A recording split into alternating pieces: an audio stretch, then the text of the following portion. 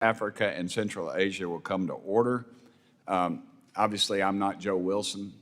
He had a health issue. He's back with us. I saw him at prayer group this morning, and it's probably out of order, but if it'd be all right if I could just offer a prayer for Joe and his continued healing. We'd bow our heads. Dear Lord, we thank you for this committee. I thank you for my co-chair, Representative Phillips, and I thank you for our brother Joe, and we ask you, Lord, for his continued healing. In Christ's name I pray, amen. All right.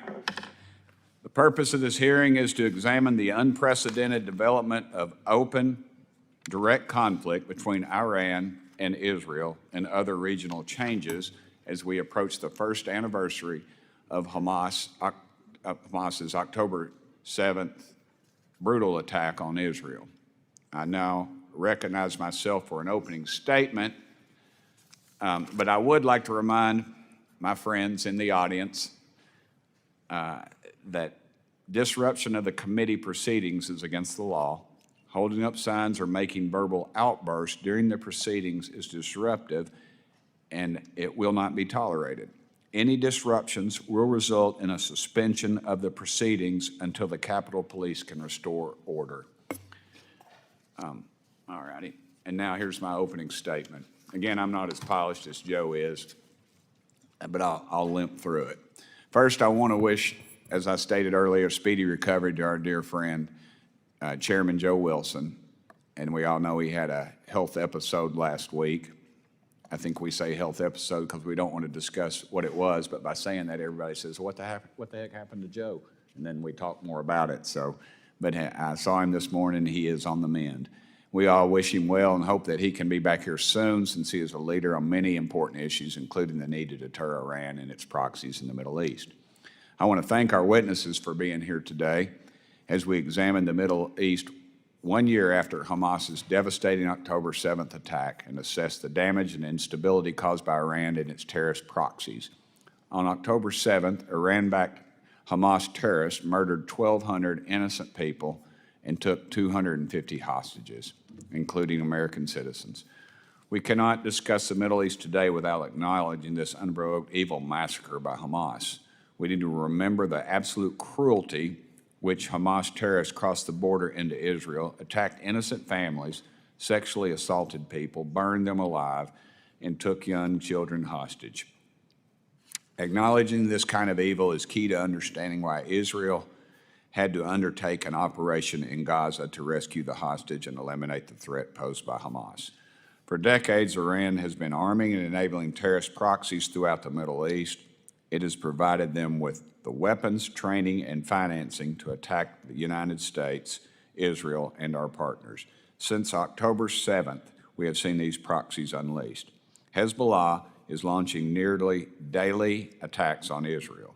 The Houthis are regularly launching missiles and drone attacks on international shipping in the Red Sea and even at Israel.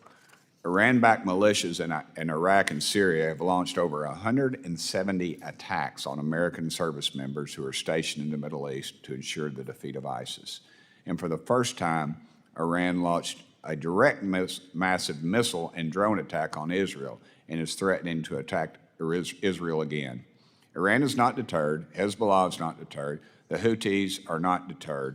Hamas is not deterred. The militias in Iraq and Syria are not deterred. The Biden-Harris administration has not punished any of these terrorists for their violence. The administration's policy to attempt a de-escalation puts America on the defensive. We are focused on blocking and tackling when we should be on the offensive, squeezing our adversaries where it hurts. The result is weakness and vulnerability for the United States and our allies. We urgently need to change course. Just last week, after waiting 5 months, the President finally took a necessary step toward implementing the 21st Century Peace Through Strength Act, that Congress enacted in April. This law contains a wide range of sanctions authorities to counter international financing of Hamas, to counter Iran's missile and drone program, to counter China's purchase of Iranian oil, and to hold the Iranian regime accountable for its brutal human rights abuses against its own people. The administration needs to comply with the law and fully implement these sanctions. Today, our witnesses will provide us with stark assessments of the entire Iran threat, including the nuclear program, missiles and drones, terrorism, human rights abuses, and assassination plots. Our witnesses will also tell us how we should change the administration's ineffective strategy to actually deal with these threats. Strongly worded statements are not cutting it. They're still lobbing drones, missiles, and rockets at our friends. We need a new plan, and we need it now. I now turn to the ranking member, my dear friend, Dean Phillips, for his opening statement. I never thought I would get to say Chairman Burchett. Thank you. Yeah, well, it probably won't ever happen again, I can tell you that. And I wanted to say something. I'm not cutting on your time, but I guess I am. But as chairman, hey, I hold the gavel, I can do that.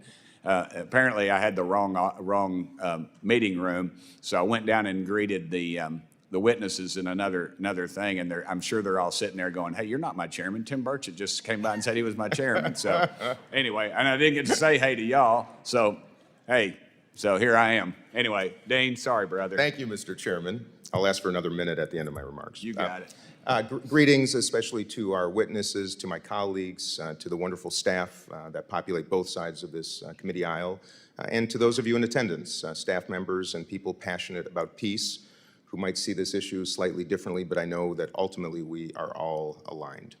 And I also want to wish Joe Wilson, my friend, my colleague, a remarkable man, a speedy recovery.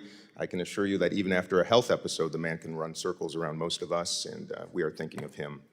As we approach the horrid anniversary of October 7th, the massacre in Israel, in which Hamas murdered 1,200 people, including young teenagers at a music festival, took 250 hostages, 101 we believe still remain in Gaza today, and that includes American citizens. And I would ask that all of us be considerate of the fact that American citizens are being held by this terror organization in the tunnels of Gaza. It feels like the ground has shifted under our very feet, and the realities with which we're grappling with a year ago have morphed and expanded as the region now sits at the precipice. Well before October 7th, Iran has threatened U.S. national security interests and regional stability, in fact, since 1979. It has continued to advance its nuclear program, despite a June censure from the IAEA Board of Governors, and Secretary Blinken has also stated that Iran's nuclear breakout time is between 1 and 2 weeks. I'll say that again, between 1 and 2 weeks.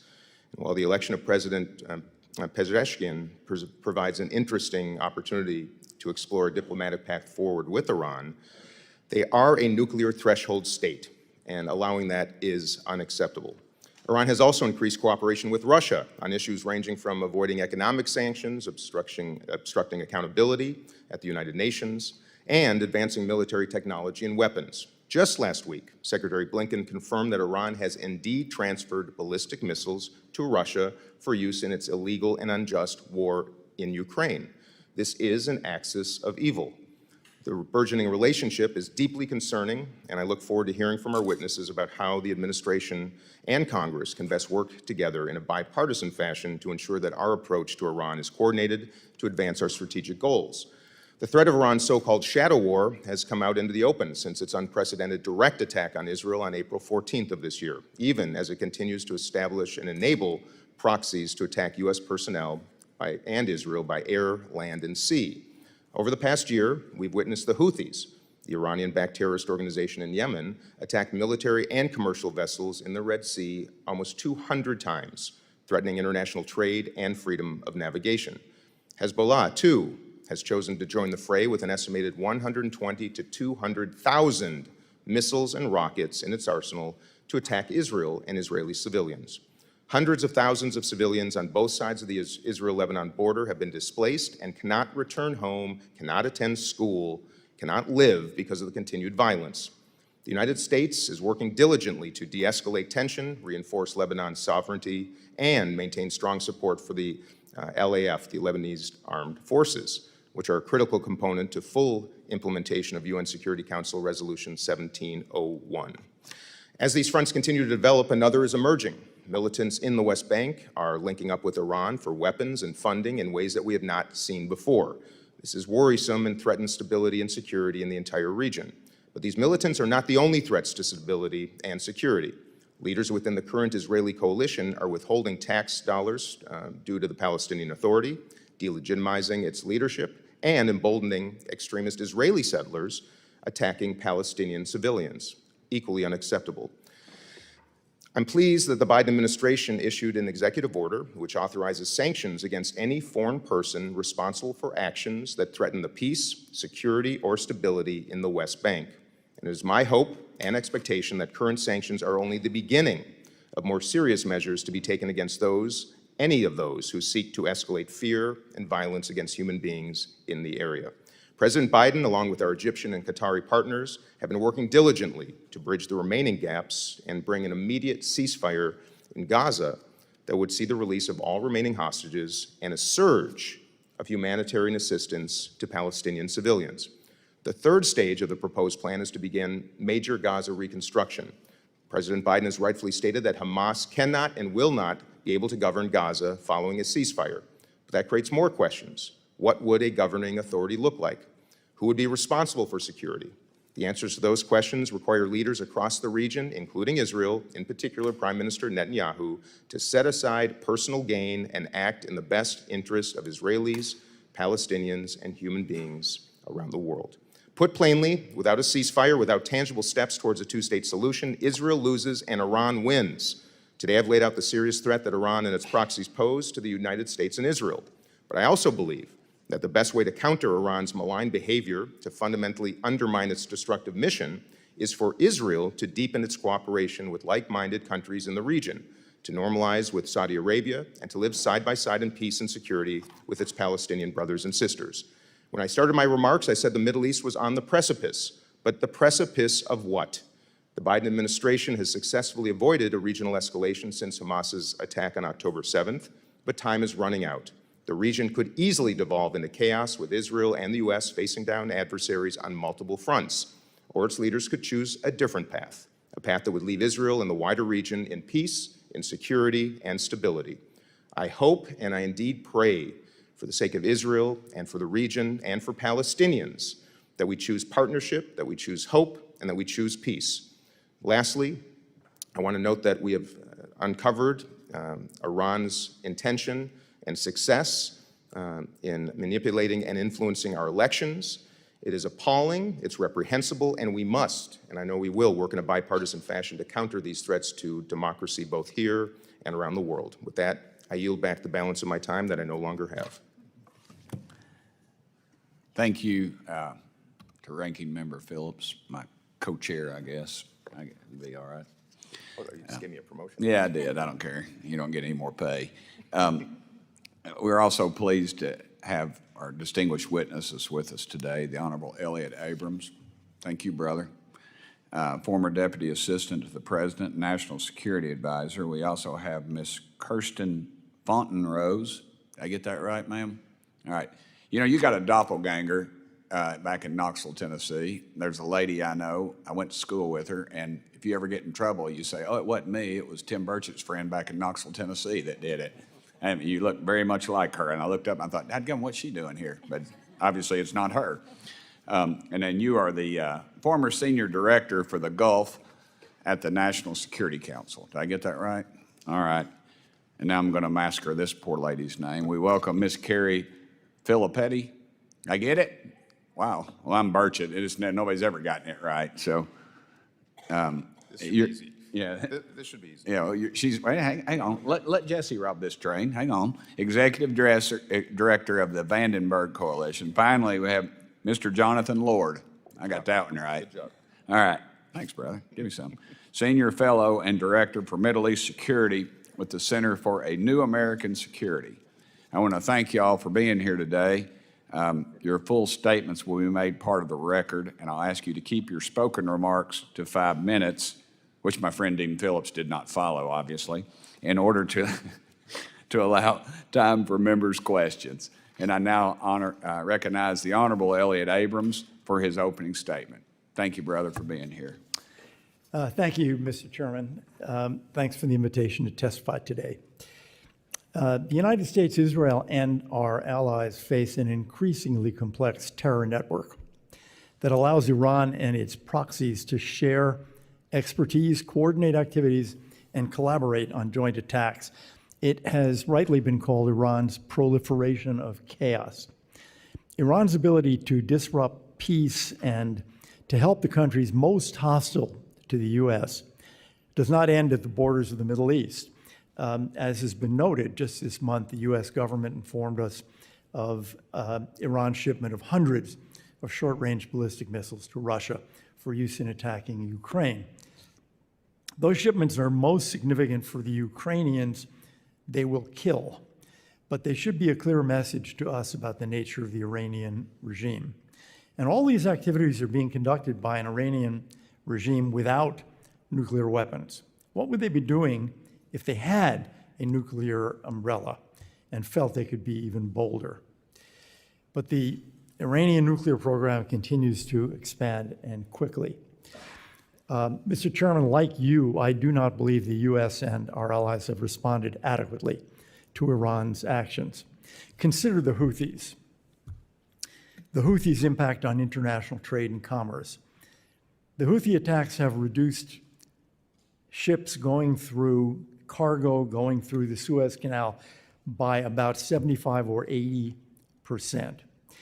A recent article by former Royal Navy Commander Tom Sharp was entitled, "The Houthis Have Defeated the U.S. Navy." The Houthis have defeated the U.S. Navy. They have not been deterred, as also has been noted, by the defensive actions the U.S. and allies have taken, which have failed. And the Houthis, now emboldened, have ramped up their attacks. Drones and cruise missiles are now accompanied by hijackings and ballistic missiles. The Houthis are not producing advanced ballistic and cruise missiles. Those are Iranian missiles given to the Houthis. So that interference with international shipping is a product of Iranian foreign policy. But Iran has paid no price for it. As to the sale of ballistic missiles to Russia, significant consequences were promised. That was the phrase. Where are they? Will Iran pay a price? Iran has paid no significant price for its April attack on Israel. Iran has paid no significant price thus far for its defiance of the International Atomic Energy Agency and its buildup of a stockpile, as noted, that would allow it to build several nuclear weapons in just a few weeks. Oil sanctions are on the books, but they're not really being enforced, and Iran is selling more and more oil. I don't think, Mr. Chairman, that should lead us to just wring our hands. I think it should lead us to act. We can prevent these activities because Iran's leaders are evil, but they are rational. They respond to actions that threaten their interests, and they respect American power. So what should be done? First, I think both candidates for the presidency should repeat what President Biden and his predecessors have said, that the United States will not permit Iran to get a nuclear weapon. Second, both CENTCOM and the U.S. Navy believe their ships our ships are sitting ducks for the Houthis and are dissatisfied with the way the U.S. has allowed Iran to close international waterways. CENTCOM Commander Eric Kurilla wrote in a classified letter that was reported in the press, U.S. service members will die if we continue going this way. And he argued for a more forceful response. We need that more forceful response. We need to make it clear to Iran that if an American ship is hit, the U.S. retaliation will be against Iran, not its expendable Houthis. Again, Iran's leaders are evil, but they are rational. I would like to close with one point. It's important to remember that Iranians have not chosen that regime, the regime that rules them. The Iranian people loathe that regime, and they repeatedly risk their lives to rise up against it. The ultimate solution to the problem of Iran is democracy. When the Iranian people are free to govern themselves, Iran will have a different government and a different foreign policy. So we should do all we reasonably can to help them bring that day nearer. Thank you for the opportunity to testify before the subcommittee. Supposed to be pushing that dadgum button. What am I paying you for?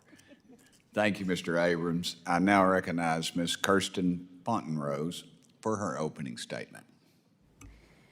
Chairman Burchett, Ranking Member Phillips, and esteemed members of the committee, thank you for the opportunity to speak with you about the accelerating threat to long-term U.S. interests posed by Iran and its armed underlings.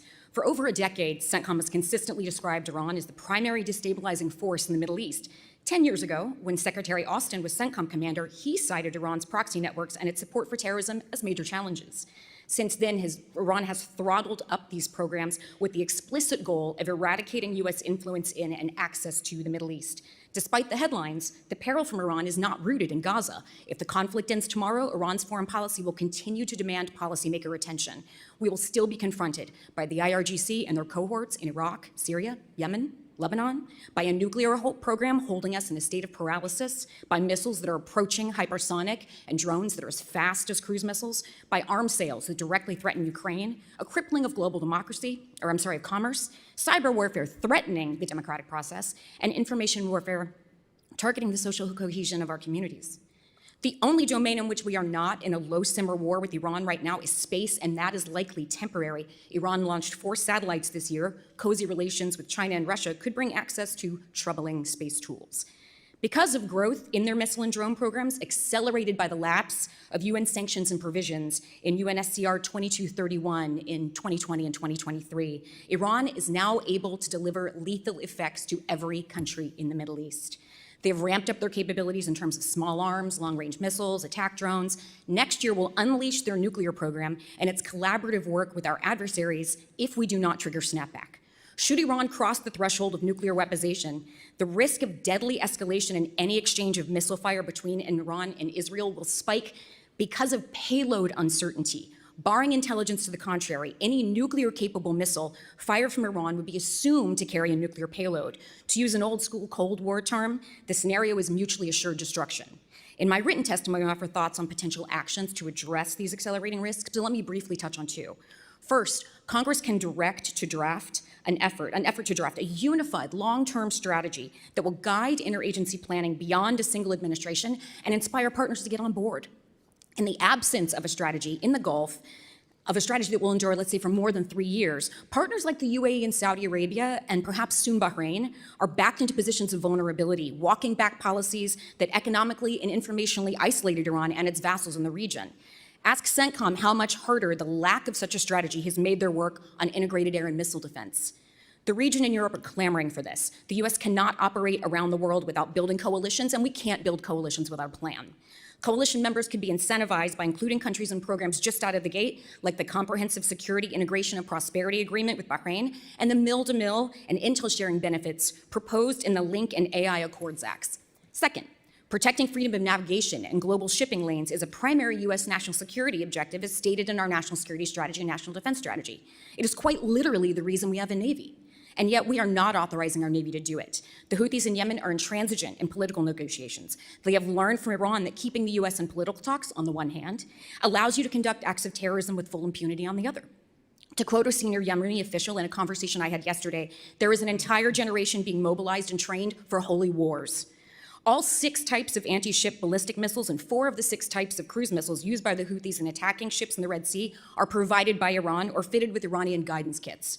What will DOD and Congress tell the American people when an Arleigh Burke-class destroyer with over 300 sailors on board bursts into flames hit by one of their missiles? Because we only allow DOD to catch fly balls and not to go to bat. In support of UNSCR 2624, which labels the Houthis as terrorists and reinforces the arms embargo, and acknowledging the defense of people and interests permitted by Article 51 of the UN Charter, it's time to mobilize partners to do more to interdict weapons, support local forces in Yemen to do more to challenge the Houthi position that enables their strikes, and here's where tables get flipped, pass an AUMF for limited scope, geographically and time-bound operations that defang the Iranian proxy most directly threatening US interests. What is at risk if we do not professionalize our approach to the regime in Iran? It is access to energy that will drive our economy for at least several decades, access to resources and alliances while we compete for economic and perhaps military primacy against multiple bully states increasingly aligned in the singular goal to unseat us, and access to shape the widening worldviews of countries that were so closed for so long. Thank you. Thank you, ma'am. I think you did that all without taking a breath. Pretty High school dadgum debater, good. sir. Say that again. High school debate. High school debate. Oh, okay, right on. I now recognize Ms. Carrie Filipetti for her opening statement. Ma'am. Chairman Burchett, Ranking Member Phillips, distinguished members of this committee, I want to begin first by joining you in wishing for the continued recovery of Chairman Wilson, whose leadership of this committee has been instrumental in protecting American interests. It's my honor to testify today on the threat Iran poses to United States interests. While both the chairman and the ranking member have mentioned a key anniversary, that is the one-year anniversary of the Iranian-backed October 7th terrorist attack in Israel, there are two other anniversaries that should frame our discussion today.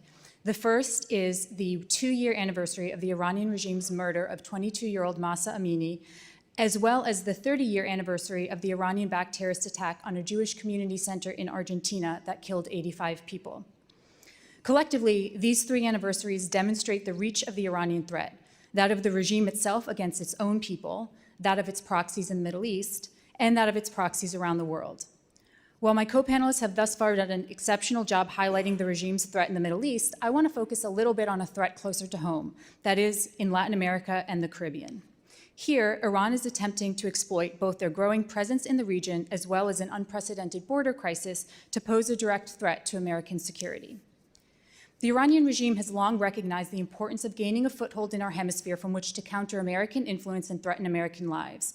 Over the years, Iran has used this influence to radicalize populations, fund terrorist activities, and transfer weapons into the hands of authoritarian regimes or terrorist leaders.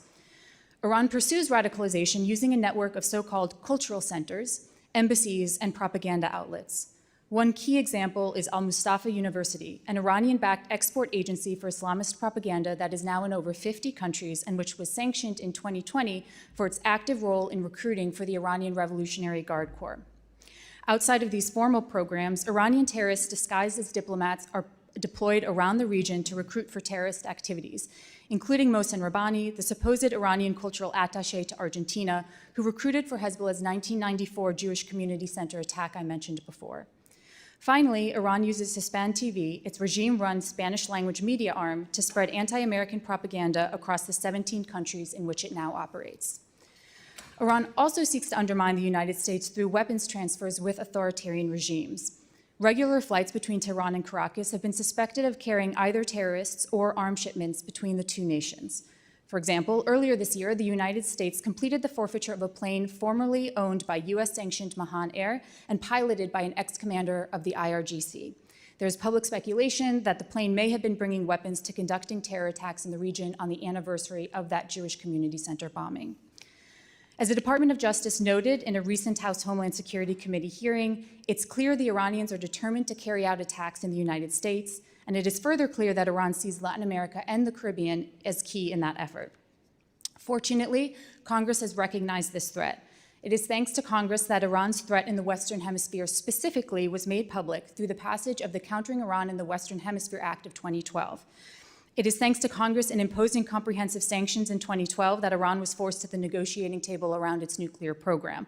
And it is thanks to Congress that we have new authorities in countering Iran's malign influence around the world through this year's passage of the Massa Act, the Fight Crime Act, and the SHIP Act. But as important as Congress has been in countering Iran in the past, it will be equally significant going forward. So rather than just admire the problem, as my co-panelists have done as well, I'm going to offer a few recommendations. First, as Mr. Abrams noted, we must respond when American citizens or our allies are attacked. American assets have been targeted over 175 times since October 7th, 2023, which doesn't even include the 43 American citizens who were slaughtered by Hamas on that day alone. By contrast, we have only responded 11 times, despite historical evidence laid out in my written testimony that strength is the best deterrent against Iranian aggression. Second, we must encourage our European partners to trigger UN Resolution 2231 snapback provisions before their expiration in October of next year, or risk losing key capabilities in the fight against Iranian terrorism and nuclear weapons development. Third, we must demand executive branch compliance with existing Iran-related legislation. And fourth, we should make sure that we combine this maximum pressure campaign with maximum support for the Iranian people. More recommendations are laid out in my written testimony. I'm deeply grateful for the bipartisan commitment to protecting American lives from the Iranian threat shown by this Congress. Thank you for the opportunity to share both the severity of the threat and some proposed solutions. I look forward to your questions. Thank you, ma'am. Mr. Lord, you're recognized. Chairman Burchett, Ranking Member Phillips, distinguished members of the subcommittee, thank you for the opportunity to testify before you today. This is the second opportunity I have had to come before this august body as an expert witness, and it is my honor to do so, especially alongside such esteemed colleagues. First, allow me to express my best wishes to Chairman Wilson. My thoughts are with him and his family, and I pray he has a full and speedy recovery. Today's subject is challenging, both as a problem for policy and as an issue that carries great emotional weight. With respect to the complexity, nuances, and breadth of today's subject, I'd ask that my written testimony be made part of the record. As a policy, CNES does not take institutional positions, so my testimony today will reflect my personal positions and perspectives based on my professional experience. My testimony today will be guided by the spirit of comity and bipartisanship that has long undergirded the critical work of this subcommittee. I firmly believe there has and continues to be a bipartisan through line in American foreign policy in the Middle East. The continued provision of unwavering support to our close partner nation, Israel. The continued integration of Israel into the broader region. Resolution of the Israel-Palestinian conflict that delivers peace, security, dignity, justice, and self-determination for all. And the deterrence, containment, and if necessary, confrontation of an Iranian regime that continues to meddle with and undermine the stability of its neighbors, supports violent proxies, partner forces, and terrorist groups, proliferates weapons to enemies of peace and adversaries of democracy and the rules-based order, threatens harm and plots against Americans, and advances the development of a nuclear program toward the creation of an Iranian nuclear weapon, a weapon which Democrats and Republicans agree that Iran must never be allowed to obtain. In the Middle East, the events of the last 11 months have been wrenching. Beginning with Hamas's savage attack on Israel on October 7th, 2023, Israel is consumed by a conflict against Hamas in Gaza that it did not choose, yielding devastating consequences on millions of civilians. The steady escalation of violence throughout the region by Iran's proxies and partners continues to displace tens of thousands in northern Israel, hold the maritime domain under threat in the Red Sea, and has risked the lives of U.S. service members. Iran continues to methodically advance toward a nuclear weapon through the stockpiling of highly enriched uranium. It has solidified its axis of upheaval with Russia, China, and North Korea, combining their nations' respective resources and competitive strengths to produce and proliferate deadly drones and missiles, evade Western sanctions, and bolster their resilience, all in an effort to dominate their respective regions and undermine the rules-based order, which has allowed the United States and free nations around the world to succeed and prosper since the end of the Second World War. The last 11 months have been a cavalcade of misery, which mercilessly continues and shows few signs of abating. My written testimony includes recommendations for U.S. policy and encourages lawmakers to come together with the executive branch in a good faith effort to reach consensus on a bipartisan approach to advancing U.S. national security objectives. The Middle East is experiencing a geopolitical moment of sustained tension and consequence, which requires unflinching, thoughtful, and unified American leadership. Reaching bipartisan consensus on U.S. policy in the region is attainable and very much worth pursuing. My written testimony includes two thematic areas as points of departure to consider for the creation of a bipartisan Middle East strategy to meet the moment: a modified approach to the Israel-Palestinian conflict and a new bipartisan strategy on Iran. In conclusion, let me share that it is customary in Judaism that when someone dies, we mourn them. Typically, Jews mourn for 7 days, commonly known as sitting Shiva. There are mourning rituals that extend 30 days, shloshim. However, when Jews lose a close loved one, like a parent, they mourn for a year, Shnat HaEvel, the year of mourning. For those who lost their loved ones on October 7th, 2023, the end of the year of mourning is approaching. While 1,200 people lost their lives in Hamas's unspeakable crime that day, the past year has only brought continued misery and death for Israelis, Palestinians, and others throughout the region. But soon, the first of the mourners will end their ritual and attempt to move forward. This act serves to remind me that following even the most unimaginable tragedies, there is opportunity for renewal, growth, and a better future. Similarly, in the wake of October 7th, the ongoing Israel-Hamas war, and the regional insecurity enabled by Iran, America's policy and legislative leaders, too, must look forward and seek renewal. Together, you can advance a strategy to secure America's national security in the Middle East and those of our partners and allies. Thank you, and I look forward to your questions. Thank you, brother. Appreciate y'all very much. Let's see. Oh, yeah. Now I recognize myself, which I always think is an odd thing to say. I'm looking in the mirror. Hey, it's me. Yeah. I'm very good looking. I realize that. Thank you. Miss Fontenrose. Sorry. These glasses, I got to adjust. There was minimal response to Iran's attack on Israel earlier this year. Do you believe that Iran has been deterred from launching another attack? Mr. Chairman, I absolutely do not. I think that first attack was a test of Israel's air defenses and a test of the network that the U.S. has put in place to help defend Israel and other partners in the region. I think we're definitely looking at a round two of some sort once Iran reassesses, checks the reliability of its weapon stockpiles, since many of them failed during that attack, and they may choose to operate in another way. We could see attacks elsewhere globally. It may not be the same kind of attack, but this is not over. The economics of that attack were, it was basically sending a quarter over the border and then firing a $10 bill at them. Is that about your assumption of that? The proportion is probably even worse, Yeah, to be honest. probably worse. Yeah, that's what I thought. Is there a direct correlation, ma'am, between the attacks on Israel and the Biden-Harris administration's lack of oil sanctions enforcement on Iran? It is understood that the funds that Iran receives from oil transactions are fungible and are often redirected to the IRGC, which does put these funds into attack operations and into funding proxies and arming them with additional weapons. All right.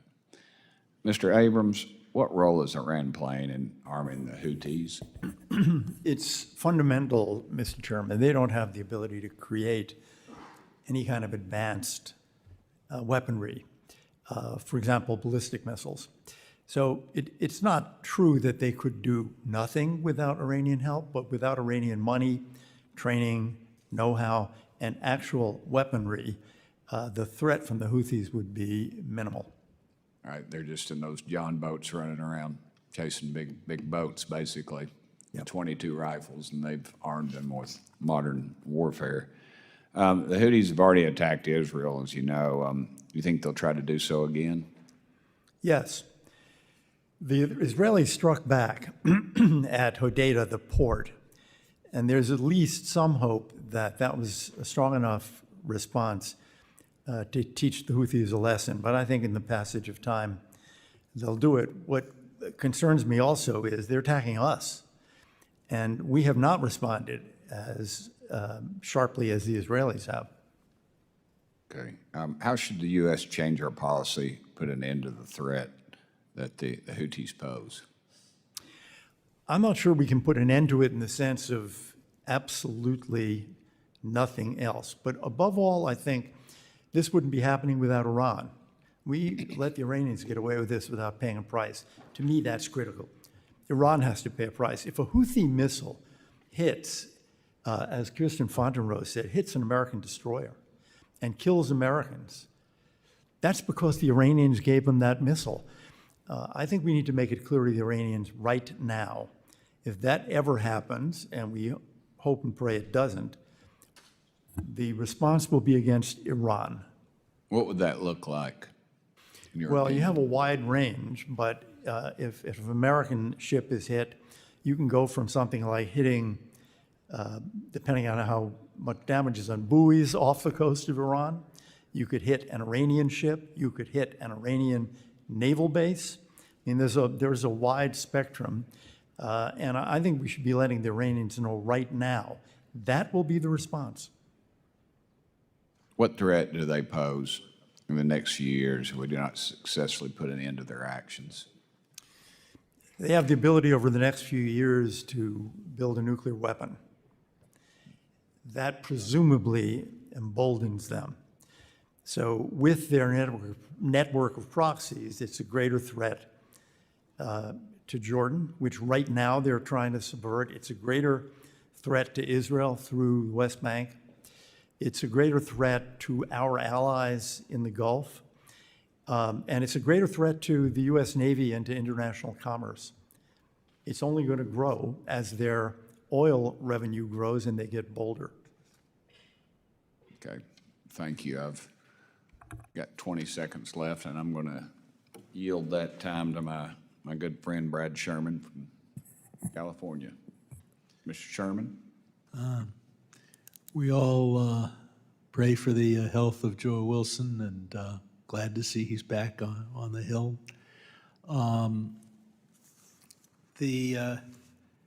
We've heard it declared for 5 or 10 years, pounding the table. America says Iran will not be allowed to have nuclear weapons.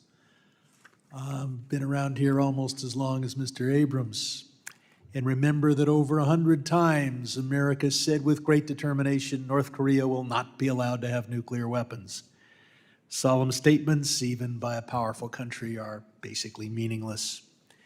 With regard to oil sanctions, that means higher prices for Americans, something that I think we should be willing to deal with because our security comes first. But it works only if countries around the world will acquiesce. We don't import any Iranian oil. Can we tell China and India not to import any oil? We were able to do that by threatening to cut off all countries with transactions involving the US dollar. Back just a decade or so ago, the US dollar was absolutely formidable in international transactions. Today, the crypto bros declare they are trying to destroy that power of America. They are partially successful, and they have bought a lot of friends here on Capitol Hill. We renounced the JCPOA in a way that undermines our ability to convince other countries not to buy Iranian oil, even if we pressure them. The Houthis have not just cut off trade to Europe. Food from Russia and Ukraine needs to get to the poorest countries that border the Indian Ocean.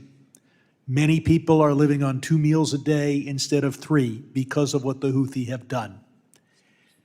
The number of deaths that will cause will never be reported, but people living on 2 meals a day die more than those who live on 3 meals a day. These deaths will probably exceed the number who die in Gaza, and blood stains the hands of Houthis supporters around the world, just as the hands of Hezbollah supporters are stained by the over 250 Americans Hezbollah has killed since 1983. Some have asserted Biden has not punished Hamas and Hezbollah. Have you seen the pictures from Gaza? Whose weapons are those? We provided $14.1 billion to Israel, and Israel is doing a pretty good job of punishing Hamas and Hezbollah.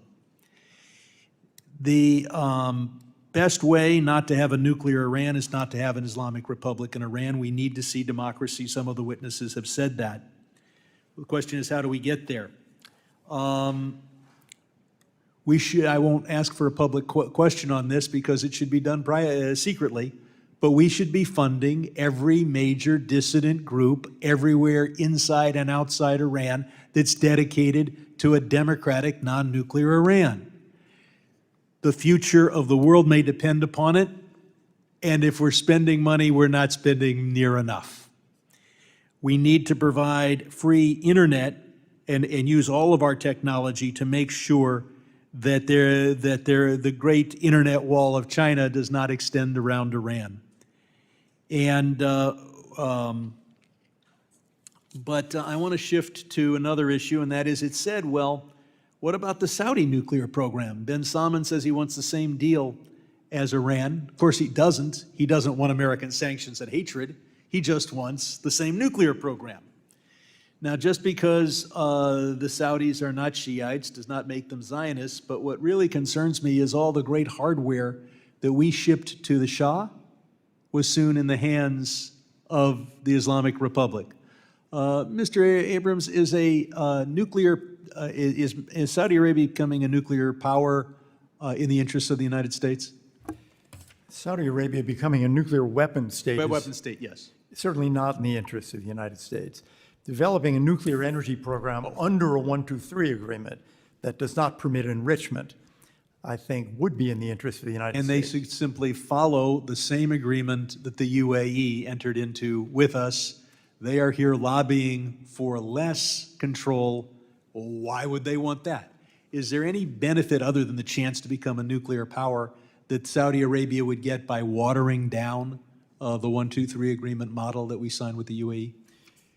Well, there's a problem, which is that we are permitting Iran to enrich uranium. We did that under the JCPOA, and the Saudis then ask, well, if your enemies can do it, how come your friends can't do it? Well, our enemies get to be our enemies, and we do many bad things to the Iranian government, and we should be doing a lot more. And any funding we provide to dissident groups ought to be done covertly. And I'll point out, if you want to know the weakness of Iran, look at what their government does.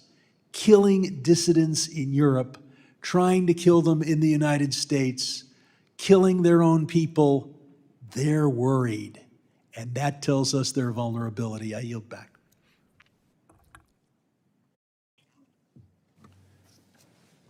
Thank you, Mr. Sherman. I now recognize Jim Baird, of Indiana. Thank you, Mr. Chairman, and thank our witnesses for being here. You know, my first question deals with the Washington Post reported that Iran is pursuing partnerships with 2 Chinese satellite companies, and Iran has previously sought such support from Russian entities. So how would this help Iran expand its capability for remote surveillance, potentially including high-resolution images of military targets? And I'm going to start with Ms. Filipetti. Thank you, Congressman. So this is part of how Iran is able to project power internationally through its not only nuclear weapons program, which we've been discussing already, but also through its coordination with other powers like Russia and China. In particular, we have seen how Russia has helped amplify the nuclear weapons program that Iran has been producing. And so their coordination with China has also allowed them to evade sanctions quite extensively. So we know that their coordination with both of these powers is intended to antagonize the United States and replace the American-led system. So any additional access they have, particularly coming from Chinese technology, which, as we know, is very sophisticated in terms of its ability to surveil, is deeply problematic. And just to connect this back to the Western Hemisphere component, which is what I always try to bring up, we have seen how China is also trying to establish satellite connections here, not only as it relates to surveillance systems in Cuba, but also over Argentina, which means that if Iran has a connection to Chinese satellites, then they may also have the ability to monitor us here. Ms. Fontenrose. I would agree with everything that Ms. Filipetti just said. I would add that one option we also have not considered is that Iran has a lot of commercial availability as well. There are plenty of companies around the world that sell to the Chinese and Russian government and also produce for other markets that are very capable of fairly good, at least low Earth orbit imagery. And surveillance is probably the least of our worries. Once Iran is able to surveil, the next step, if they're actually partnering with Russia and China on a space program, is weaponizing in space. Mr. Abrams, do you want to add anything to that? No, thank you. Thank you. Mr. Lord, you want to add anything? I think it's all been quite well covered, but I do think the overriding point I think you'll hear is that to think about Iran in isolation, or even the elements of Iran's malign activities at this point, isn't just going to cut it. Iran's capabilities are made worse and more powerful by its cooperation with Russia, with China, with North Korea, as are its proxies and partners. And from here on out, when we think about Iran's strategy, it implicates our China strategy, it implicates our Russia strategy. These things can't be thought about in isolation anymore. And I hope, as much of a fan as I was of our current national defense strategy, which really racked and stacked these adversaries in a sort of a priority order, I would expect and hope that our next national defense strategy starts to think about them as a combined power and what this axis of upheaval is capable of, and ways that we might work together with our own partners, and animating our own partnerships and alliances to really confront create dilemmas and challenge the capabilities of these forces combined. Thank you. Thank you. My next question goes back to you, Ms. Fontenrose. You know, how can we more effectively block the CCP's illicit transfer of dual-use technology to Iran and its proxies? Congressman, that is the question of the year, because we are certainly trying. But many of these components, again, are commercially available. A lot of them are very small and difficult to detect. They are also shipped in small pieces. A lot of it is blueprints, and much of it is transfer of knowledge. So it's in the presence of advisors, for instance, instead of in actual pieces. So we have to hit rat lines. We have to hit free trade zones and look into cargo containers. There's so many things that go into trying to block that transfer. And really what we should be looking at also is financial transactions and just the relationship, the trust, because the less trust they have with each other, the less they will share.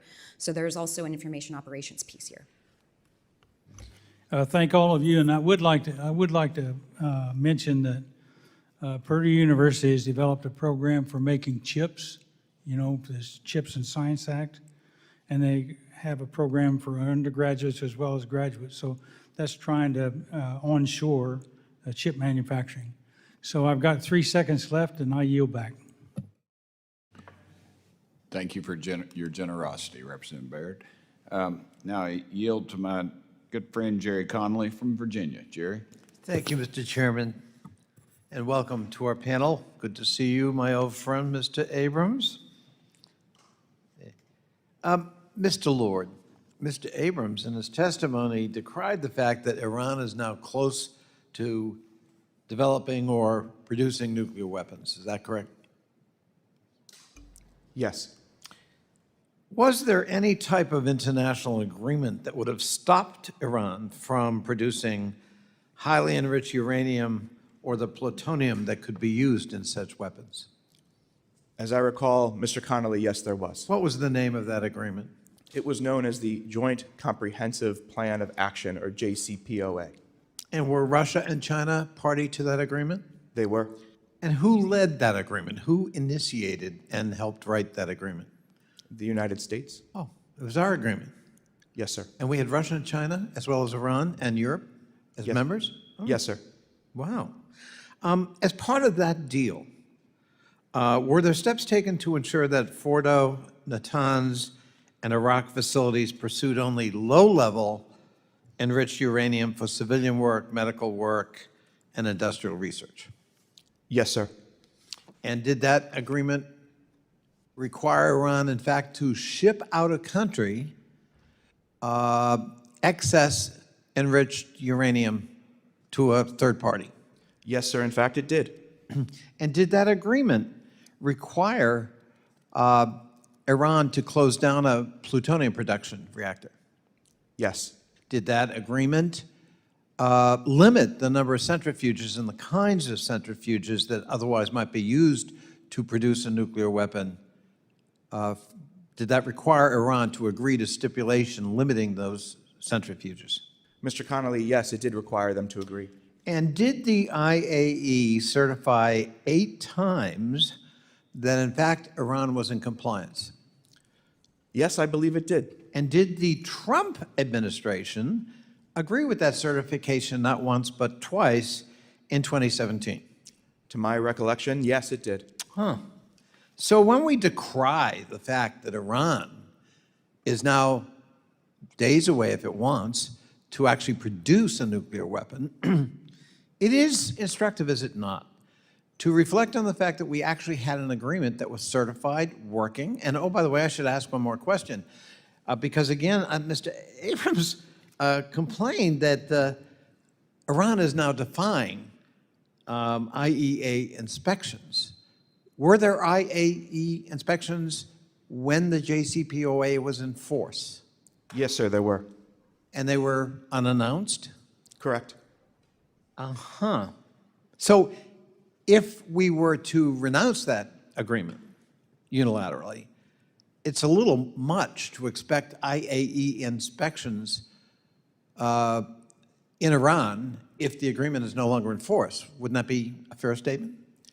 at least those that were a part of the JCPOA. It's kind of in the category of it can't have it both ways.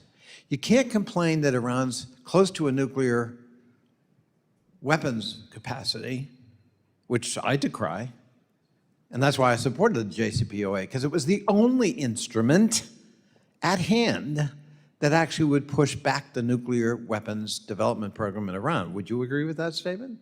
Yes, at the time, I think it was the most effective tool. And again, we had IAEA inspections. I know that for a fact because I actually went to Vienna and got briefed on a bipartisan basis by some of the inspectors and their reports. And, you know, I think you have to admit, you tell me if you disagree, the JCPOA, in fact, was working. In fact, against predictions, Iran was complying. Is that a fair statement? Yes, it is, sir. And what happened to the JCPOA that was working? And they were in compliance with virtually every metric we set forward in the treaty, in the agreement. What happened to the JCPOA? Well, the United States withdrew from the deal, sir. Who did that? But that was a decision made by President Trump. President Trump. And now we are where we are. Is that correct? We are, in fact, where we are. Well, forgive an editorial opinion, but for those who wanted to decry Iran's proximity to nuclear weapons development, they have only one person to blame, and that's Donald Trump. I yield back. Thank you, sir. I now recognize Rich McCormick from Georgia. Rich? Thank you, Mr. Chair. Jerry. Thank you to the witnesses for being here today. Next month marks October 7th, not only my birthday, but obviously an infamous day in history in which Israel was attacked, about 1,200 people slaughtered, 250 people kidnapped, including many Americans. This attack, in my opinion, was made a reality by Iran in support of evil people. We've seen them support Hamas, Hezbollah, the Houthis, Russia, China, pretty much every enemy we have, they've supported openly. They've created this unholy axis, which they, as a small country with a very small GDP, has become literally a purveyor of hate and death around the world now. Ms. Fontenrose, it doesn't make the front news anymore, but we've continued to have attacks in the Persian Gulf, mainly from the Houthis. We've seen ships attacked. We've seen a couple of them recently attacked in September, earlier this month, and then September 9th, we shot down another drone. We know that they have these capabilities only because of Iran. The question is, how do we cut off the flow of these weapons from Iran that are going to our enemies, especially the Houthis, particularly in this instance? Congressman, there is a lot of coordination to happen with some of our partners in the region. Iran uses both water means and land means to do these transfers. We have rat lines crossing some of the countries in the south of the peninsula, and about 6 months of the year when there are not monsoons, you have dhows taking tiny pieces of weapons that are hidden in tiny places into Yemen to arm the Houthis. They also have 3D printers. So, and many of these parts are ordered on Would it be safe Alibaba. to say that it's almost impossible to cut off their supply via routes that basically are endless? Cutting off the supply of much of this material would be very difficult. Yes, you would. I agree with you. So It's better to aim for bigger targets. well, there we go. We're setting up the conversation here, aren't we? Mr. Abrams, since Russia's illegal invasion of Ukraine in 2022, Iran provided Russia with scores of the Shahed suicide drones. Secretary Blinken confirms last week that Iran recently provided Russia with a large new shipment of ballistic missiles that will undoubtedly be used to kill Ukrainian civilians and ultimately to try to win the war for Russia, which basically is an invasion of Europe, which NATO was set out from the very outgo to resist. It's the most germane time of NATO's existence since its creation. So we're at essentially war with an invading, expansionist, tyrannical government into Europe that we formed an alliance to resist. Why has this administration basically stood idle while Iran continues to supply our enemies with something we really can't stop them from doing just by supply lines, as we already said with the Houthis? We're having the same problem with Russia, but on a much different scale and for much different reasons. But why haven't we done anything? I think that we should be doing much more enforcement of sanctions.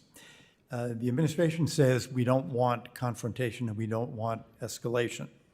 I would actually rather that Iran didn't want escalation or confrontation. Bingo. Out of fear of us. So you served in Reagan's administration, did you not? Yes. I'm jealous, by the way. Reagan, I mean, come on. This guy's the guy for me. What do you think Reagan would have done, given his history, with nations who are probably troublesome, but not even as troublesome as Iran? What kind of response do you think he would have given? He would have tried to talk them into, negotiate them into stopping, and if it failed, he would have acted. And He would have acted. In 1988, he did. He Sank half certainly their did. navy. And I remember people going, oh my gosh, it's the beginning of the end. These guys are going to come after us. They hate us. Yes, they do. And Muammar Gaddafi, after losing a son, rolled over on his back, showed his belly and said, I want to be friends. Because we understand that region and they understand strength. If you show weakness, you give them an inch, they take a mile. And thank you for being of service to such a great president, such a strong president. I saw it during Reagan's administration. I saw it during Trump's administration. When you break out the Moab, the mother of all bombs. When you hit somebody in the jaw that's a bad person, they roll over and they say, I don't want any more of this. And this is the time to act, in my opinion, before they become a nuclear power. Right. Are we waiting for Iran to become a nuclear power before we do something? And then, of course, we won't, because we'll be scared to. This is the time to act. Weakness has created war. Weakness creates death. Weakness creates a propagation of this hatred and these propped up enemies that we have. And I think we should hit Iran hard. It really disappoints me the Biden administration has been absolutely inept, weak, and ineffective. With that, I yield. Thank you. Thank you, Mr. McCormick. Ms. Manning, ma'am, you are recognized. Thank you, Mr. Chairman.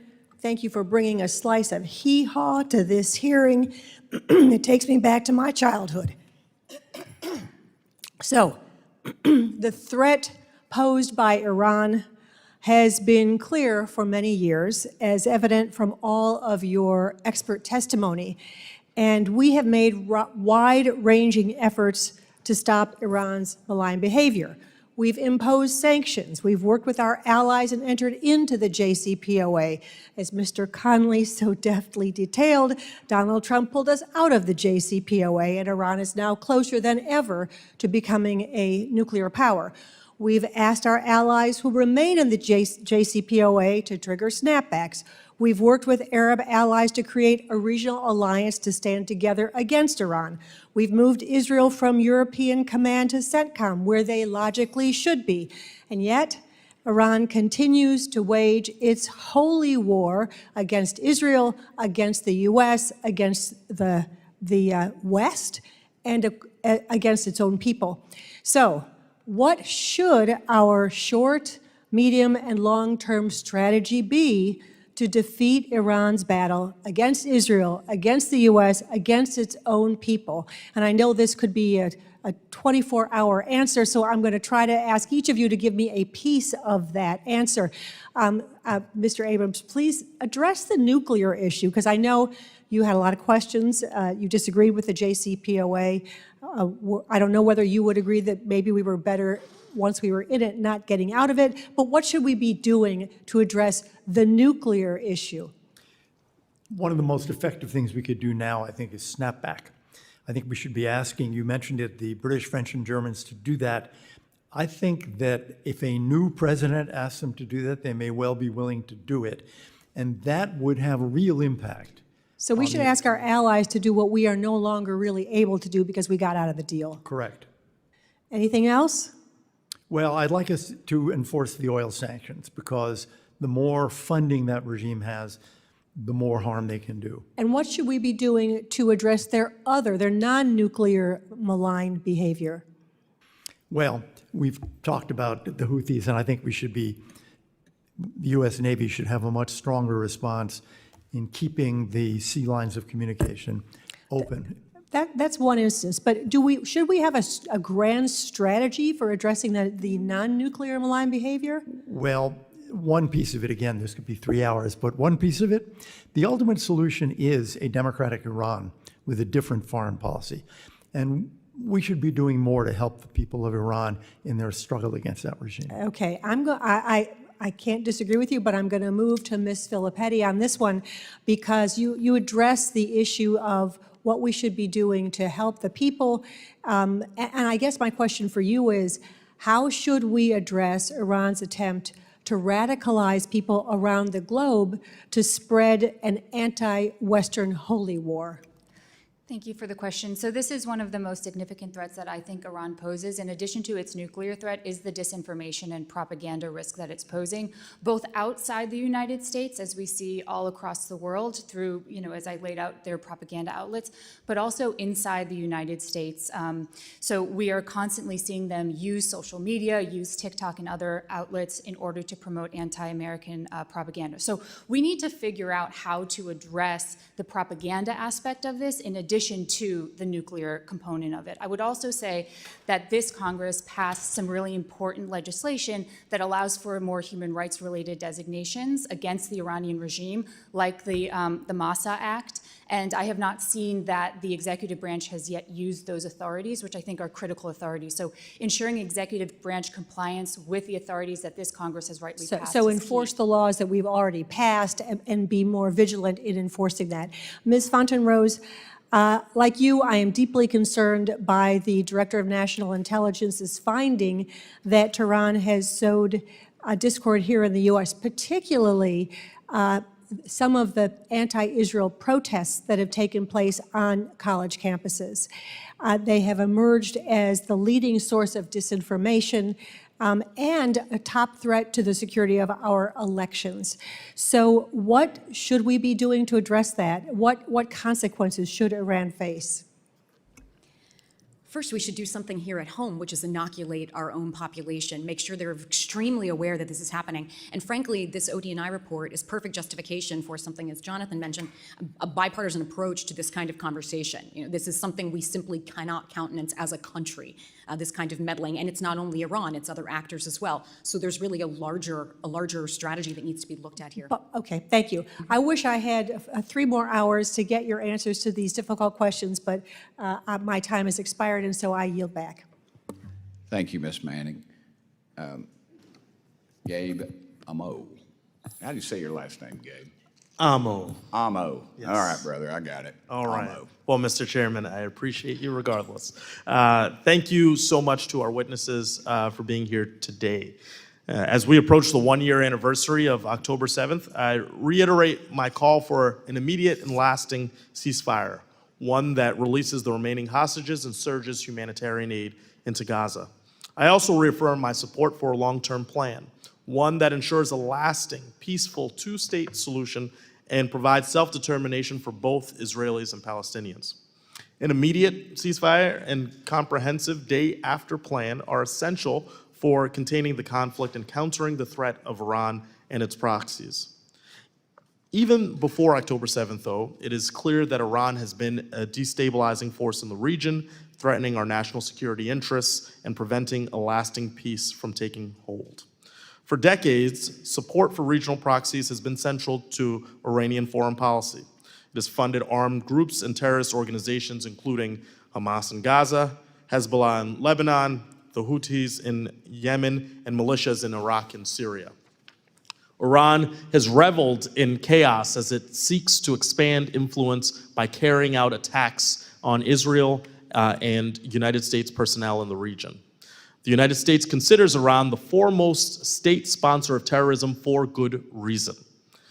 After October 7th, we've seen increased activity from Iranian proxies in the region. We need to understand the kind of support that Tehran is providing to prevent future attacks. So I'll start with Mr. Lord, but I certainly welcome other feedback on my query here. How is the United States tracking the support Iran is providing their proxies? And let's project a little bit, but what should we be expecting in the support of proxies as we move along and they continue their campaign of chaos? Mr. Amo, thank you for the question. We have a pretty capable means of tracking, and there's a pretty good doctrine and history to follow here, where Iran has sought to move sophisticated weapons to these partners, and then over time actually move the capability to create those sophisticated weapons in those partners' own territories. And we've seen that with Hezbollah, who really is the most developed proxy and partner of Iran, certainly the oldest, where it began as the shipment of weapons and capabilities, and then really began to morph into the shipment of the industrial means to build those capabilities in Lebanon's, in Hezbollah's own home turf. So those are the things that we have seen Israel over time really attempt to target most in their campaign between the wars, their meharechet ben hamilchamot, as they call it, mabam, when we get news reports of something blowing up in Syria or in Lebanon or at IRGC Quds Force individual and some others. They're going after the capability that allows Hezbollah to continue to perpetuate conflict. So we have to think very carefully about how we do that ourselves or how we support that with lethal intelligence with our partners. If in fact we ourselves want to engage in that, and I've heard a lot of tough talk here about what we should be doing on Iran, and I think I've said it last year on a Syria hearing, I will say it again. If you are interested in a war with Iran, if you are interested in getting kinetically involved, congratulations, you serve on the one committee in this House that has jurisdiction over war powers. And so if there is to be an authorization of the use of military force, it's going to get marked up here. So if that is something that you believe the president should be doing, it really starts with you here on this committee. So I've talked enough, but I'll leave it at that. Great, thank you. And I know I've got limited time, but I do briefly want to speak to the concerns that I expressed in April about the growing ties between Iran and Russia and whether they would continue to share advanced technologies. And we've heard from Secretary Blinken in the past week that, and the Department of Defense, the confirmation that Iran is sending ballistic weapons to Russia to support their illegal invasion of Ukraine. Trade is a two-way street, raising some real concerns that Russia is sharing advanced and even possibly nuclear technology or information with Iran. And so, briefly, Mr. Lord, can you share any concerns that you might have about that transfer of nuclear technology or information between Russia and Iran, and what more can we do to counter this growing relationship? We are short on time, so we'll be very quick. The stockpiling of uranium is a problem, but the technological deficit that Iran has to actually weaponize is the X mark beyond building the stockpile. That is a gap that Russia could choose to close instantaneously if they felt they needed to, if they needed more arms and support, if Iran wanted to extract something from them.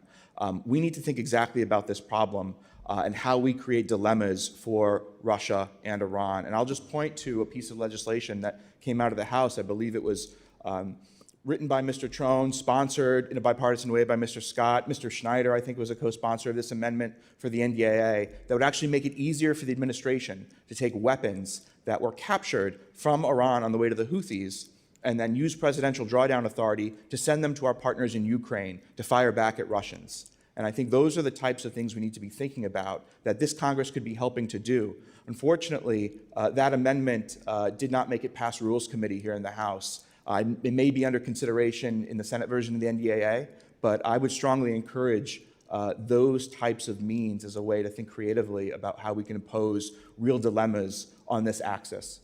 Thank you for your responses, and with that, I yield back. Thank you, sir. Now recognize Kwasi Mfume. Did I get that right? Close? Mr. Chairman, you're in the ballpark. God bless you. You're a great American. Thank you, brother. I appreciate that.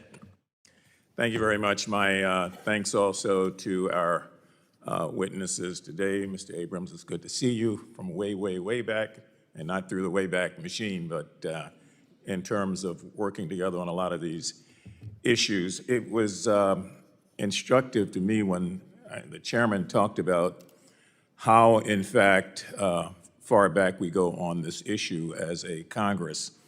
And it occurred to me that as a young member of this body in 1987, it was Ronald Reagan that called myself, John Lewis, Nancy Pelosi, Ben Cardin, and a bunch of us who were part of the freshman class to the White House to get to know us and to have some off-the-record talk, but mostly to reach out. He had been under a lot of criticism from some of us during our campaigns, and so we had a chance to talk there. And one of the things that I remember President Reagan specifically taking pride in was his decision to carry out the Carter administration sanctions against Iran rather than after he got the hostages released, as we know, in January of '81, rather than to go in a different way. And I guess he was trying to signal bipartisanship. One of the things I learned is that there have been a lot of lessons to be learned about Iran over the years. And the poignancy of all of this are the lessons that have not been learned. And one of those lessons is that you can only trust Iran so far. That's the bottom line. And so when we look at what occurred during the Reagan administration, or fast forward to the Bush administration, and in 2005, how that administration decided, because Iran did not want to stop its uranium enrichment, to pretty much sever ties and to start putting in sanctions. And through the Obama years with the green hostages and the things that went along with that, one thing that keeps coming back to me is we, in the absence of a consistent, and I do mean very consistent approach to Iran, we're going to hop, skip, and jump from one administration policy to another, which does not give us credibility, in my mind, in the larger international community, because it becomes, well, we'll see what the American policy is with the next president. And the people who are sowing the bad seeds and are creating the unrest have that luxury to sit back and to wait in a very clandestine manner, do what they were continuing to do all along. And then there's another election, and there's another version of U.S.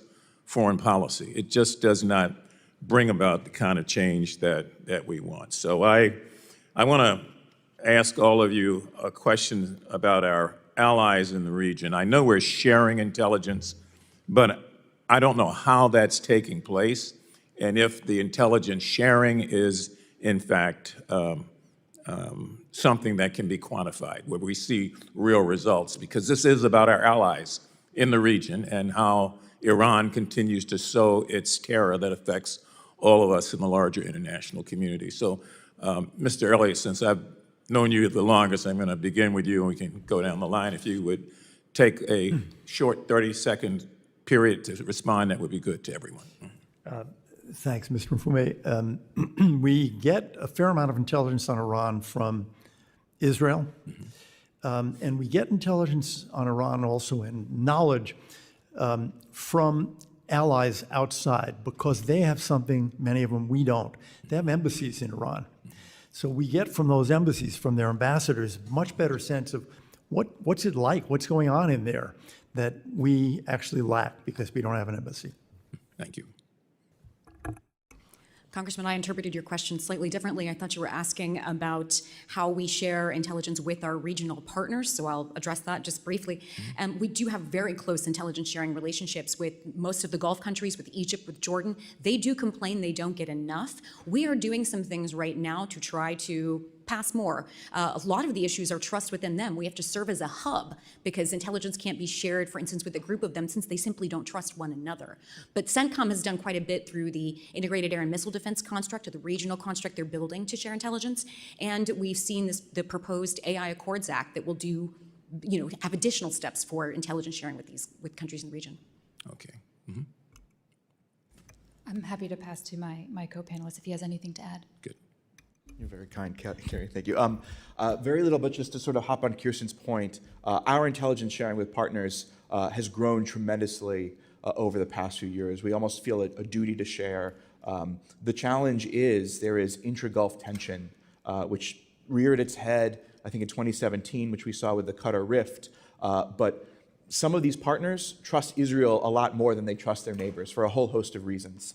And so if we can think about ways that we can build trust and comity between our partners in the Gulf, that can go a long way to supporting a broader intelligence network, as well as our efforts to build the interoperability regional security architecture that we're seeking. Thank you. Let me reclaim my time quickly. The key is trust. So each one of you spoke and said the same thing. The problem here is that you never know who trusts who and who's doing something that's clandestine that ultimately undermines that trust. I mean, it's a terrible sphere of operation because it's porous. It's got holes in it. And I'm asking this because I'm really concerned about the safety of our troops, of our intelligence people, of our people who are on the ground over there, and ultimately, what I've said before, the security of this nation and the security of our allies. So my time is up. Mr. Chair, I want to yield back. I do want to underscore the consistent refrain that we've got to find a way to have a ceasefire, to bring the hostages home, and to have again, consistent foreign policy. Thank you, Mr. Chair. I yield back, and I appreciate the extra time. No, I appreciate you, and I appreciate your little bit of history lesson in the beginning. And you as a freshman, I thought that was pretty cool.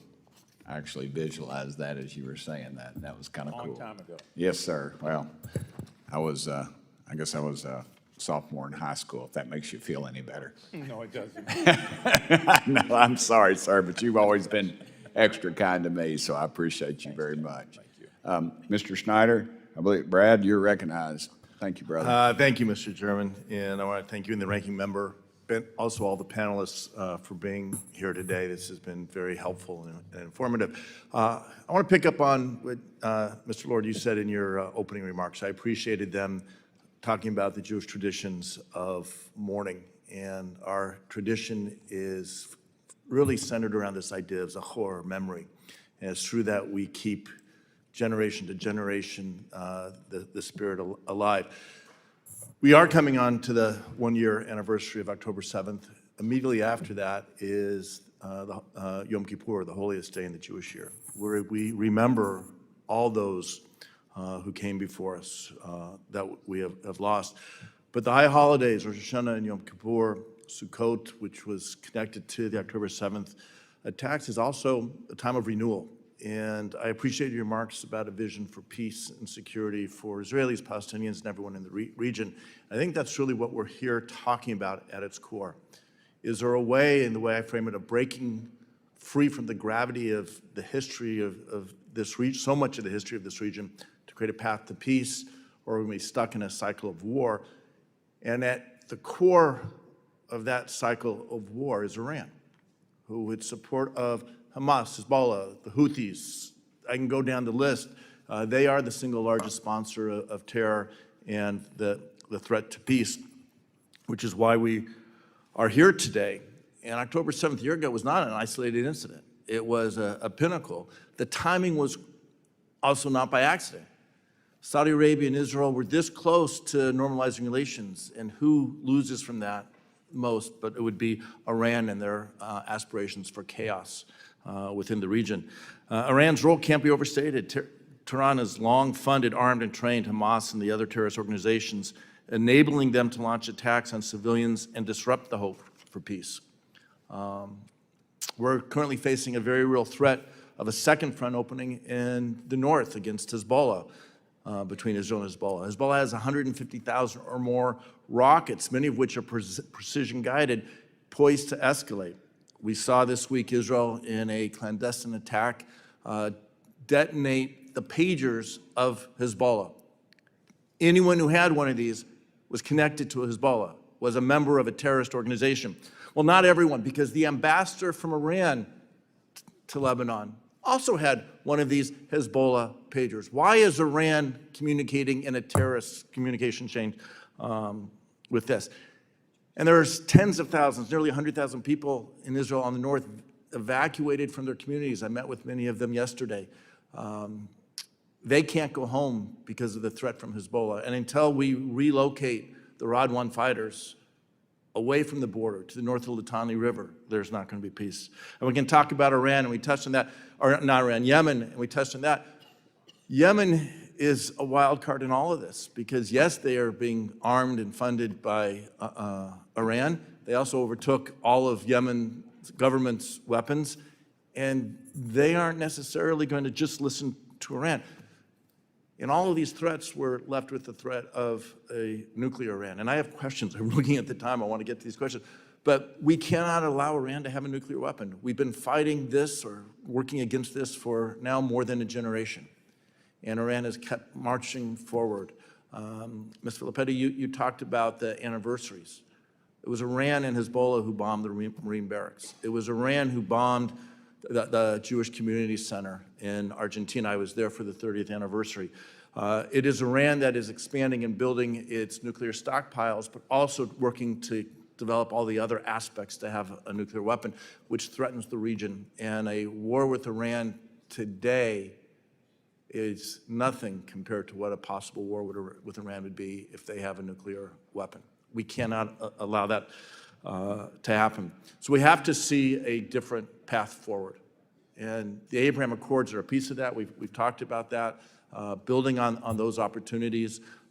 Many of us are part of the Abraham Accords caucus, bicameral, bipartisan.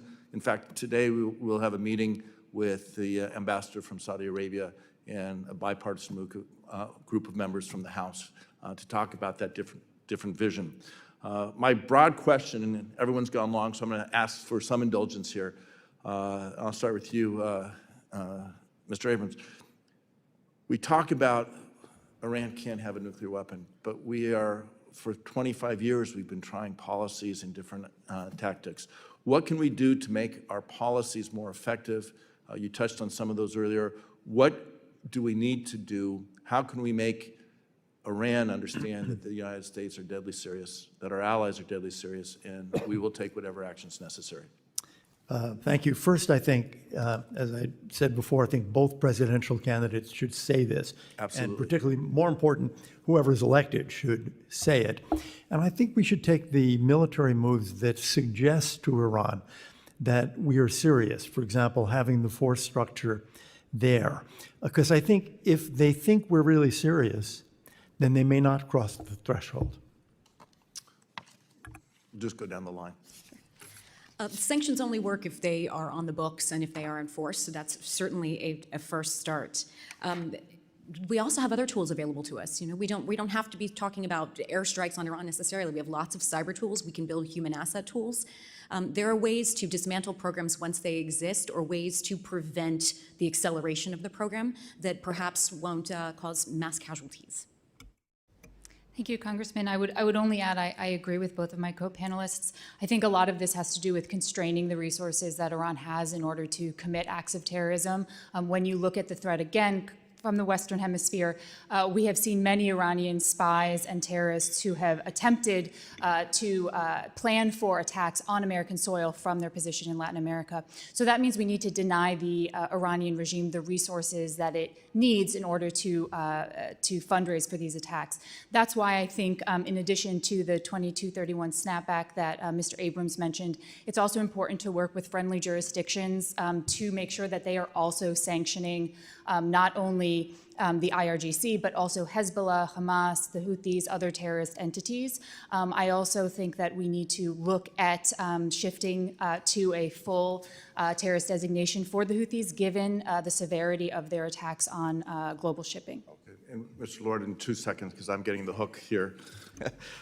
Very quickly, sanctions are being enforced, and they are being as effective as they could be. Iran is getting better and more capable at evading those sanctions. Sanctions themselves are a tool, they're not a policy. We need to think much more broadly. Finally, I'll say this president has been very effective in deterrence. I think we had a moment here, we could have seen a repeat of April 13th after Hania was killed. But the presence of Jew carrier strike groups, and not only that, but the messaging about all the stealth capabilities, F-35s, F-22, a guided missile destroyer. These are first strike capabilities. And obviously it's not going to get talked about publicly, but I'm fairly convinced that Iran was put on notice, and President Biden had his hand on the holster and made it very clear. Deterrence can be effective. Thank you. I'll close with this, Mr. Chairman. Sanctions are most effective on their first day, and whoever's under sanctions are going to try to get around them. We need to ratchet them up. And I will, last thing say, with the USS Abraham Lincoln and Theodore Roosevelt, among the escort ships was the USS Cole. The irony should not be lost that the ship that Yemen tried to destroy a generation ago was defending the U.S. interests and our allies' interests, including Israel, this summer. And let all know that the United States stands prepared, and that's our committee's responsibility. We will not allow Iran ever to have a nuclear weapon. I yield back. Thank you for yielding negative time to me. This reminds me of that scene from Godfather where he stands up and says, I have to go chair my own committee now, so I will not be able to listen to any more of this. But the difference is, I'm not a United States Senator, and y'all are definitely not mobsters. So I'm going to yield to, other than that, I'm going to yield to Mr. Lawler from New York, and I want to remind him the great power that comes with that gavel, and don't let it go to his head. Thank y'all. It's been a pleasure.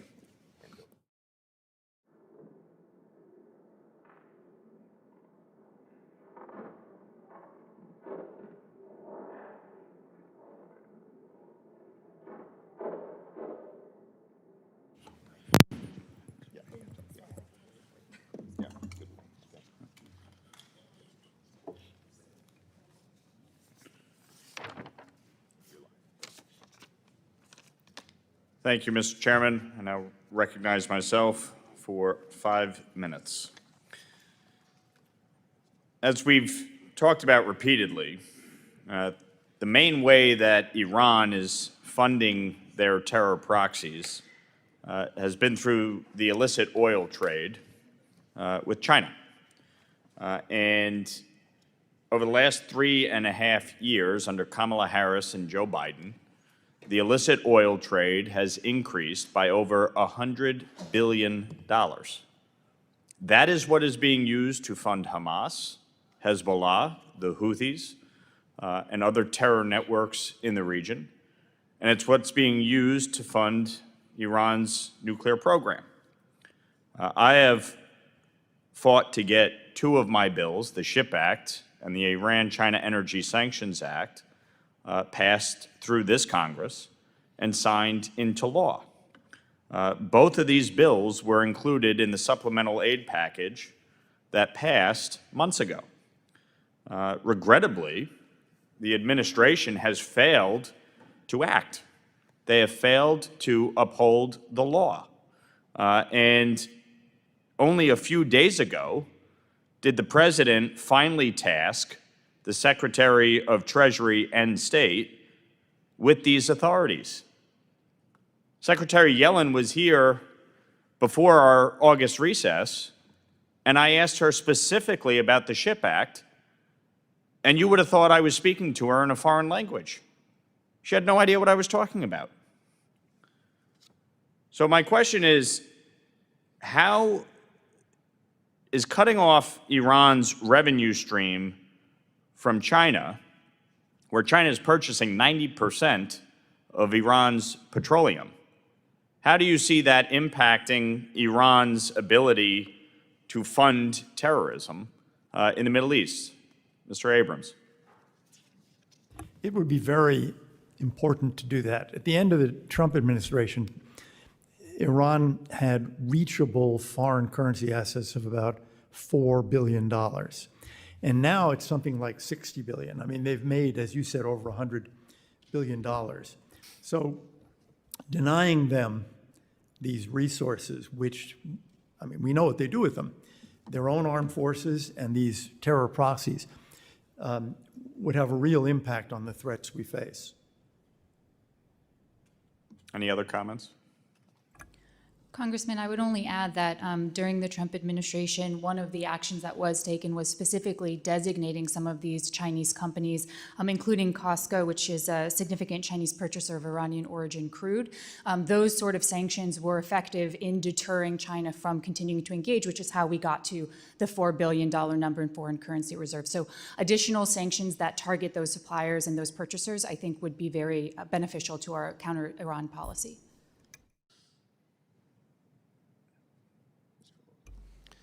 Nice to see you, Chairman Lawler. As a resident originally of Rensselaer County, makes me proud. Let me just say that your characterization of the Biden administration's actions during this time, I think, are a little bit unfair. I'm not a surrogate or representative of the administration, but I think it's important to note that this administration took some very creative and effective action in closing the dollar auctions in Iraq, which were a massive sieve by which Iran and its proxies were able to gain dollars, as well as Syria, as well as other illicit actors. And as many as 80% of those transactions were sketchy at best. There's a lot of work to be done, but that happened under this administration. I think if you look across the recommendations in our testimonies, there's a lot of shared thinking here. And it's not because I'm a fake Democrat or Carrie or my colleagues are fake Republicans. It's because fundamentally, the Biden administration, the Trump administration, Republicans, Democrats really want the same thing here. The challenge becomes with what you're discussing when it comes to China is this implication of our China policy. When we start sanctioning Chinese entities, we start to implicate the issues and questions around Taiwan, and we get well away from my level of expertise, so I'll leave it there. But I will say that there is a tremendous amount of sanctions busting and evasion, which sanctions is not going to get to because they have de-dollarized these processes. Look, a broken clock is right twice a day, okay? And yes, the administration has taken some actions that have supported the effort to crack down on Iran. But when Joe Biden and Kamala Harris came in, their objective was to renegotiate the Iran nuclear deal. And as part of that, they lifted the secondary sanctions that were implemented under the Trump administration to go after the purchasers of Iranian petroleum, okay? And so by doing that, the illicit oil trade was allowed to resume and thrive. And you have over $100 billion that came in. We've talked in this Congress about the $6 billion in unfrozen funds. That pales in comparison to what was allowed to occur under this illicit oil trade. So the approach to Iran has been wrong. This administration has taken a very wrong tact in trying to go after Iran and its proxy network, which is raining terror across the Middle East, and Hamas, where they get 93% of their budget comes from Iran.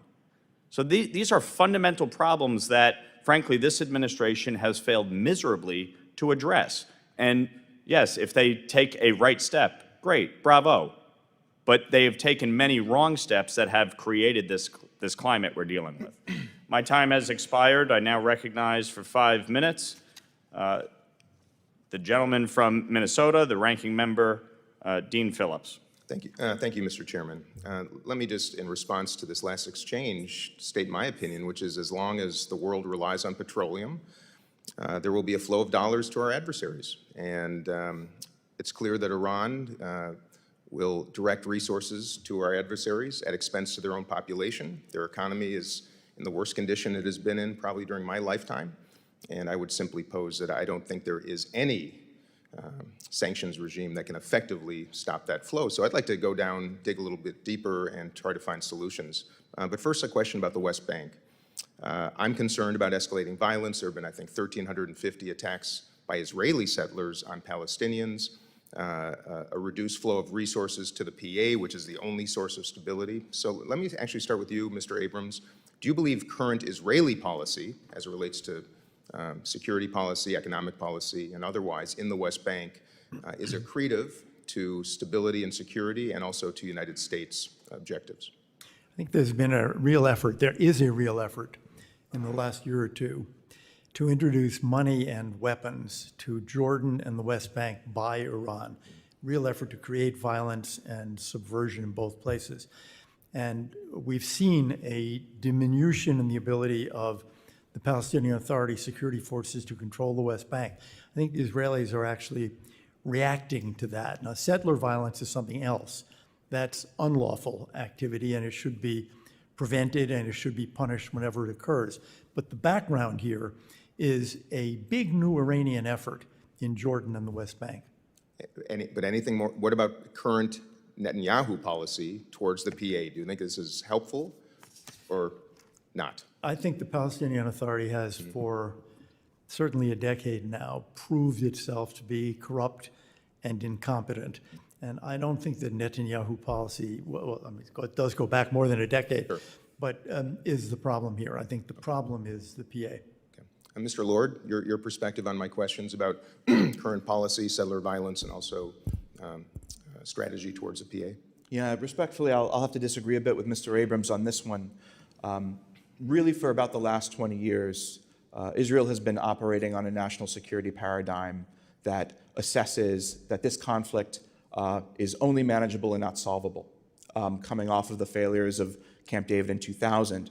But unlike previous paradigms of conflict management, this one has been inextricably tinged by an ultra-nationalist ideology which fundamentally rejects the two-state solution. And we have seen that most prominent, most vocal in this last government led by Prime Minister Netanyahu, where settlement has grown at an extraordinary pace. Settler violence has similarly grown, and the consequences for settler violence have never been lower. And all one need do is look at the overt statements of the ultranationalists in this government who have their fingers on the knobs of this to know that exactly their purpose is trying to destroy the Palestinian Authority and export the chaos we're seeing in Gaza to the West Bank that fundamentally allows them to come in and ultimately annex large swaths of the territory. And I think it's inimical to Israeli security interests. I appreciate it. I want to move on to the border between Lebanon and Israel. Ms. Fontenrose, do you see any potential, especially in light of what has transpired over the last few days, to enforce Resolution 1701, to actually establish a reasonable buffer zone? And how should we in Congress and how should our allies proceed with reestablishing dynamics for a return for both Lebanese and Israelis that have been displaced? At the expense of sounding flip, I think the actions of the last 2 days may encourage fighters to move away from that border simply because hospitals are full. Yeah. But certainly it was a message sent about the reach of the perpetrator to Hezbollah's rank and file. So they will have much more trouble now conducting command and control. They will have obviously trouble communicating. They will have trouble recruiting. You'll have mothers throwing away anything with a battery in it in their sons' bedrooms and locking them in. I mean, we've definitely seen where the network reach goes. And that will give many of the rank and file fighters cause to question whether or not this is an activity they want to engage in. So I think the time for negotiating that is a bit stronger now on Israel's side. It's certainly worth an attempt. Okay, and back to you, Mr. Lord, on the same question, your perspective on 1701 and the dynamic in the buffer zone? Immensely difficult. What we've seen in the last few days is some cause for concern. I've been very public in the indicators and warnings that we'll see forces come away from Gaza and start to be repositioned north, likely in advance of a conflict on the northern border, and we're now starting to see that. What we've seen really in just the last 48 hours, 72 hours, I think may be unrelated to that, but may not be. And Israel is trying to use unpredictability and demonstrate ways in which they can come at Hezbollah in unpredictable, unknowable ways from Hezbollah's perspective to make them more compliant and put them in a position of weakness. Because very much right now they feel they are in the driver's seat, and it's leading towards a bad scenario. Close with one more question, and any of you can respond. As I reflect on post-World War II and the Marshall Plan and how our arch enemies became friends through investment, it's my belief that the human condition will act in the same way when it's oppressed, does not see hope, whether it's Gary, Indiana, or the Gaza Strip. Do you see any analogy between how we handled post-World War II investment in peace and the Middle East? If so, how might that look, a Marshall Plan of sorts for the region? And if not, what are the impediments? And I would welcome perspective from any of you before I close. Not all at the same time. Mr. Abrams. I would resist the Marshall Plan analogy for one reason, at least, which is that the Marshall Plan countries, for the most part, were industrial democracies. So you were rebuilding, you were returning. You weren't trying to create something that had never been there before. I think everyone wants ultimately to move to the reconstruction of Gaza. The problem there, I think, is the security side of it, without which it won't work. But the difference, I think, in the Middle East is that there are lots of local resources in the Gulf, but not only in the Gulf. I mean, Lebanon apparently has a fair amount of offshore energy wealth, although it's the kind that you might not like. But and so does Israel, obviously, and so does Egypt. So there are local resources that could be applied. Okay. Jonathan, maybe, or Ms. Filipetti, anybody to close? Thank you, sir. Yeah, I think there's real opportunity here, but the challenge is getting to the day in between, let alone the day after. Security is going to be hard, but fundamentally, there needs to be a change of understanding in Israel politically about what comes next. If not immediately a two-state solution, and I have a report coming out on this next month, I'm advocating for a bridging paradigm that enables the reconstitution of Palestinian governance and security institutions in concert, that brings in these partners to rebuild and displace Hamas and terrorist organizations, and creates the ability to come forward incrementally. But everyone ultimately needs their goals to align, and we're missing that right now. I look forward to reading it. Many thanks to each of you, and appreciate your perspectives, and I yield back. Gentlemen's time has expired. I want to thank the witnesses for their valuable testimony and the members for their questions. The members of the subcommittee may have some additional questions for the witnesses, and we will ask you to respond to these in writing. Pursuant to committee rules, all members may have 5 days to submit statements, questions, and extraneous materials for the record, subject to the length limitations. Without objection, the subcommittee stands adjourned.